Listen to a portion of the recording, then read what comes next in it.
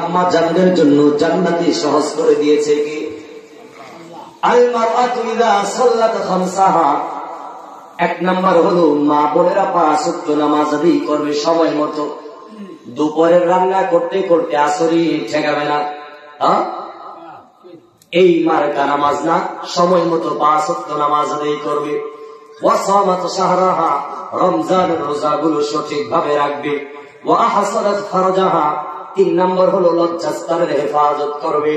ওই লজ্জাস্থান পরকিয়া করবে না বিয়ের পরে, বিয়ের আগে জিনা করবে না, বিয়ের আগে জিনা করবে না, বিয়ের পরে পরকিয়া করবে না, লজ্জাস্থানটাকে হেফাজত করবে।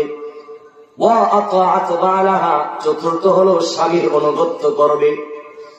আবু হুরায়রা জানিয়ে দিয়েছেন, আমার আম্মা জানেরা যদি এই 4টা কাজ করতে পারে, ফালতাদখুল মিন আইয়ি আবওয়াবিল জান্নাতি শাআত।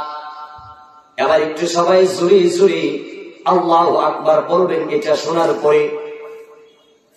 এই 4টা কাজ যদি আম্মা জানেরা করতে পারে, জান্নাতের যে কোনো দরজা দিয়ে ইচ্ছা ঢোকার মতো সুযোগ করে দিয়েছে কে?